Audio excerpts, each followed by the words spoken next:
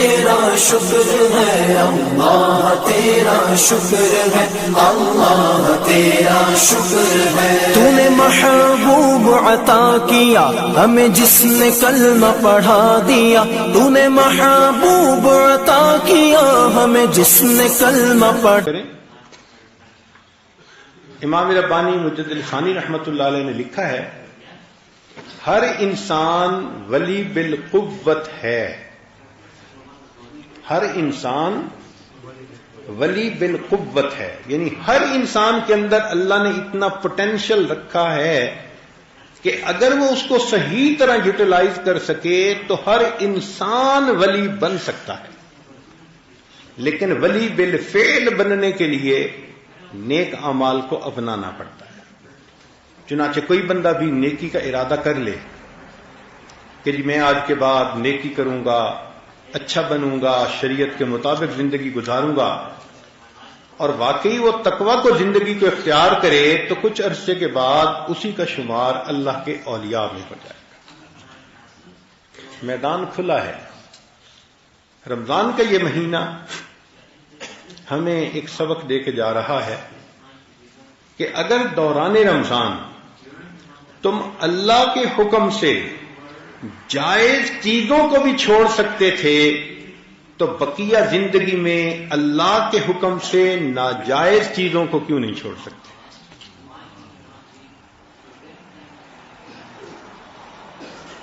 وہ اتنا سبق ہے، اگر ہم نے یہ سیکھ لیا اس رمضان میں تو رمضان کے بعد پھر ہمارے لیے گناہوں سے بچنا آسان ہو۔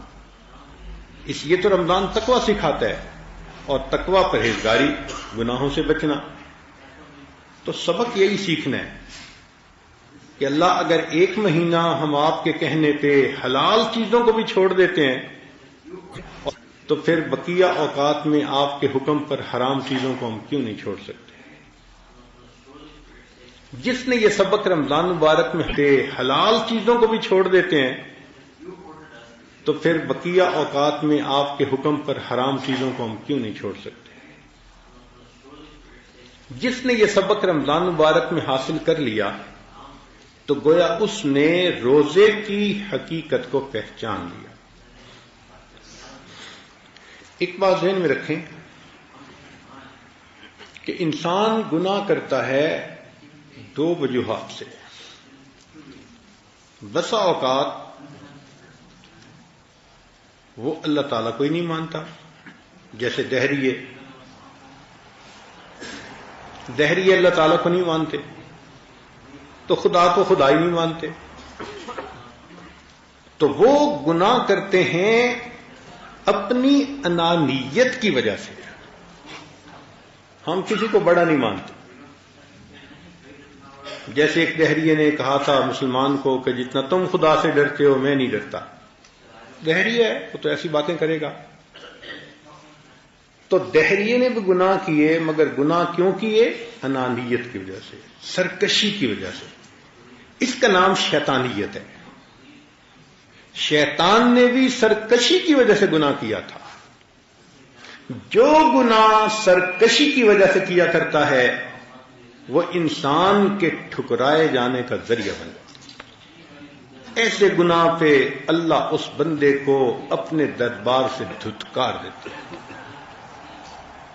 جیسے شیطان کو فرمایا وَإِنَّ عَلَيْكَ لَعْنَتِي إِلَىٰ يَوْمِ الدِّينِ، قیامت تک تیرے اوپر میری لعنتیں برستی رہیں گی۔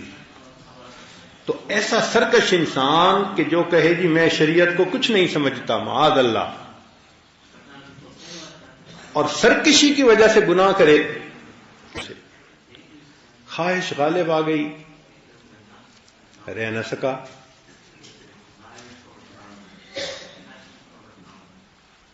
گزر رہا تھا، چاہتا تھا کہ میں اپنی نگاہ کو قابو میں رکھوں، اندر سے تقاضا ایسا تھا کہ نہیں رکھ سکا۔ یہ گناہ کرنا ایک ڈیفرنٹ نوعیت کا گناہ ہے۔ کیوں؟ وہ اللہ کو اپنا رب بھی سمجھتا ہے، وہ شریعت کو اپنی زندگی کا مقصد بھی سمجھتا ہے، وہ اللہ سے ڈرتا بھی ہے، مگر اس کا نفس اتنا موٹا ہے کہ اس سے رہا نہیں جاتا، چنانچہ وہ اندر اندر شرمندہ بھی ہوتا ہے، گناہ بھی کرتا ہے اور ریپینٹ بھی کرتا ہے۔ اب جس بندے نے گناہ کیا اور اپنے آپ کو مجرم سمجھتے ہوئے افسوس بھی کر رہا ہے، کہہ رہا ہے کہ مجھے ایسا نہیں کرنا چاہیے تھا جو میں نے کیا، میں نے بہت برا کیا، بس مجھ سے غلطی ہو گئی، میں نے بلنڈر، یہ جو غلطی کرنے کا انداز ہے یہ ذرا ڈیفرنٹ انداز ہے۔ اس کی مثال یوں سمجھیں کہ ملک میں رہتے ہوئے اگر کوئی بندہ کوئی خلاف قانون کام کرے تو اسے چھوٹی چھوٹی سزائیں دی جاتی ہیں، لیکن ایک سزا ایسی ہے کہ جو پھانسی، وہ کیا کہ جب اس ملک کے ساتھ غداری کر لے، بادشاہ کے ساتھ یا بڑے کے ساتھ، اور اس کو کہے میں تجھے مانتا ہی نہیں ہوں، بادشاہ ہی نہیں مانتا، یہ کہہ دینا کوئی پھر چھوٹا سا جرم نہیں رہتا، یہ بہت بڑا جرم بن جاتا ہے، اور اکثر ملکوں کے قانون میں ایسے غدار کو پھانسی کی سزا دی جاتی ہے۔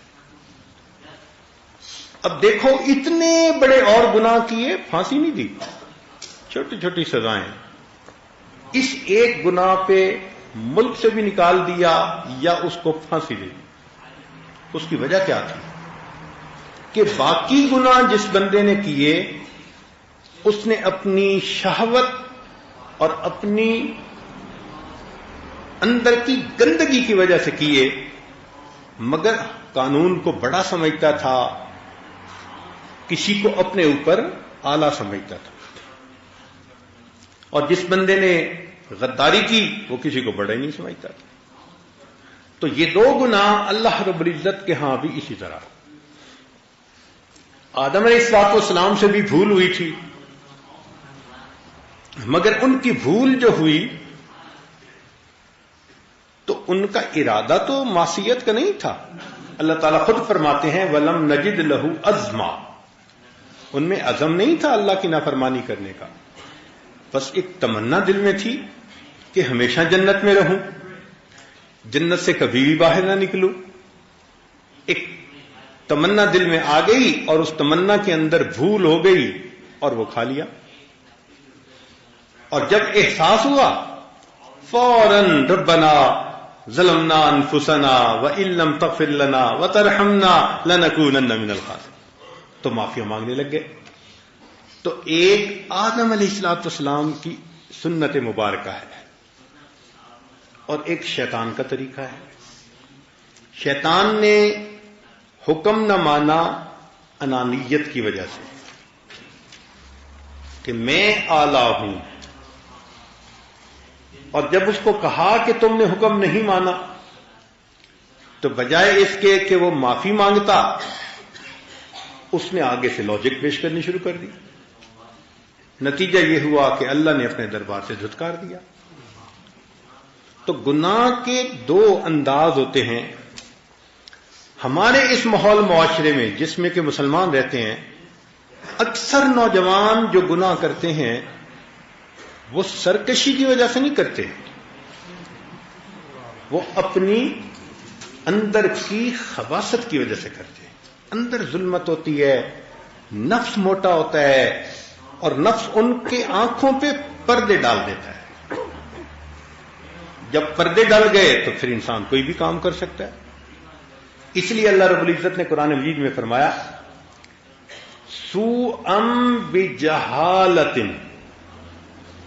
انما التوبۃ علی اللہ یعملون السوء بجہالۃ، کہ وہ لوگ جو جہالت کی وجہ سے گناہ کرتے ہیں، تو علماء نے لکھا کہ جب عقل پہ پردہ پڑ جاتا ہے تو پھر بندہ جاہل بن جاتا ہے، بھلے کتنی اس کے پاس معلومات کیوں نہ ہو۔ تو شہوات کا غالب آ جانا، جذبات کا غالب آ جانا، یہ انسان کو اندھا بنا دیتی ہیں اور انسان مرتکب ہو جاتا ہے، پھر بعد میں وہی رو رہا ہوتا ہے، معافیاں مانگ رہا ہوتا ہے۔ تو جو بندہ شہوات کی وجہ سے گناہ کرے دل میں اپنے آپ کو برا سمجھے، اس بندے کی توبہ قبول ہو جانا یہ بڑا آسان ہوتا ہے، بڑی جلدی اللہ توبہ قبول کر لیتے ہیں، اس لیے کہ اللہ تعالیٰ اسے اپنا سمجھتے ہیں، پرایا نہیں سمجھتے۔ پرایا تو شیطان بنانا، کہ جس نے آگے سے کہا کہ نہیں میں بہتر ہوں، تو جب اپنا کسی کو سمجھے، اس سے غلطی بھی ہو جائے تو انسان جلدی معاف کر دیتا ہے۔ بیوی کو اگر خاوند سے بہت محبت ہونا اور خاوند بگڑ جائے تو بیوی دعائیں مانگتی ہے، اللہ کرے ٹھیک ہو جائے، اللہ کرے ٹھیک ہو جائے۔ اب اس کو اگر کوئی کہے کہ جی تو خاوند کو معاف کر دے، وہ کہے گی لو میں تو دعائیں کر رہی ہوں کہ وہ سیدھا ہو جائے، تو مجھ سے کوئی پوچھے۔ ہم نے دیکھا کئی جگہوں پر کہ ماں باپ بیٹی کو کہہ رہے ہیں بیٹی ہم تمہیں طلاق دلواتے ہیں، وہ کہتے نہیں رہنا میں نے اسی کے ساتھ ہے،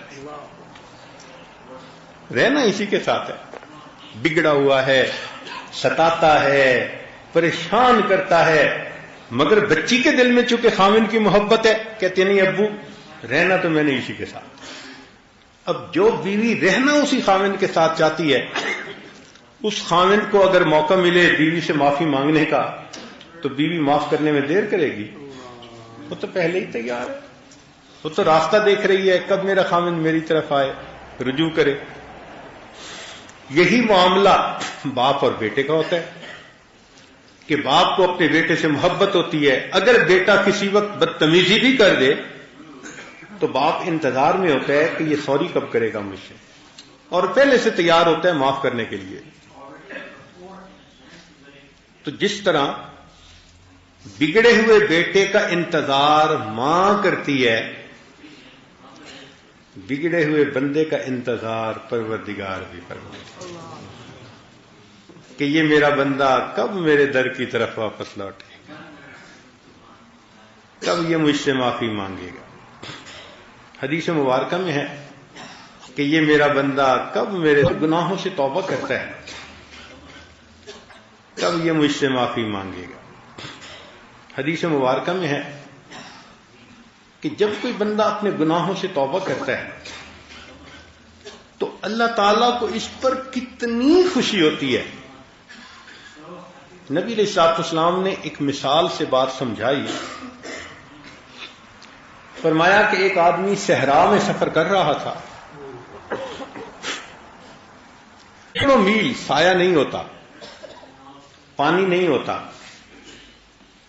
جو سامان ہو وہ ساتھ رکھنا پڑتا ہے، اور اگر وہ سامان ضائع ہو جائے تو بندہ بھوک پیاس کی وجہ سے تڑپ تڑپ کے مر جاتا ہے۔ تو نبی علیہ الصلوۃ والسلام نے مثال سمجھائی کہ ایک آدمی صحرا میں سفر کر رہا تھا اور اس کی اونٹنی پہ سارا سامان کھانے پینے کا لدا ہوا تھا۔ وہ ایک جگہ اترا اور سو گیا۔ جب آنکھ کھلی تو اس نے دیکھا کہ اونٹنی غائب ہے، بہت حیران، دائیں دیکھا بائیں دیکھا آگے پیچھے ہر طرف ادھر ادھر جا کے دیکھا، کہیں پتہ نہیں چلتا کہ اونٹنی کہاں ہے۔ اور صحرا میں تو قدموں کے نشان بھی نہیں رہتے، صحرا میں ہوا چلتی ہے، آندھی چلتی ہے، اور ٹیلے پورے کے پورے ایک جگہ سے اٹھ کے دوسری جگہ بن جاتے ہیں، نشانیاں بھی نہیں رہتی صحرا میں، پتہ بھی نہیں چلتا کہ میں کہاں پہ ہوں۔ اب اس بندے کو کچھ پتہ نہیں چل رہا کہ اونٹنی کہاں ہے، حتیٰ کہ وہ مایوس ہو گیا۔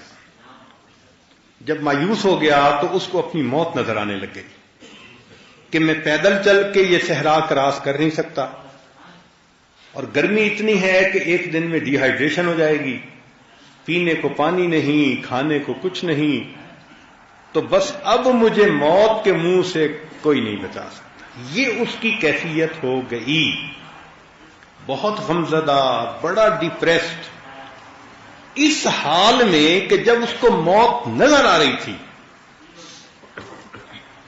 وہ ایسی جیسے تھکا ہوا بندہ نیم مدہوش سا ہوتا ہے، وہ تھوڑا سا آنکھیں بند کی تو نیم مدہوشی کی حالت ہوئی پھر اس کے بعد جو آنکھیں کھول کے اس نے دیکھا تو پتہ چلا کہ سامان والی اونٹنی اس کے پاس ہی کھڑی تھی. تو اونٹنی کو دیکھ کے اتنی اس کو خوشی ہوئی، اتنی خوشی ہوئی کہ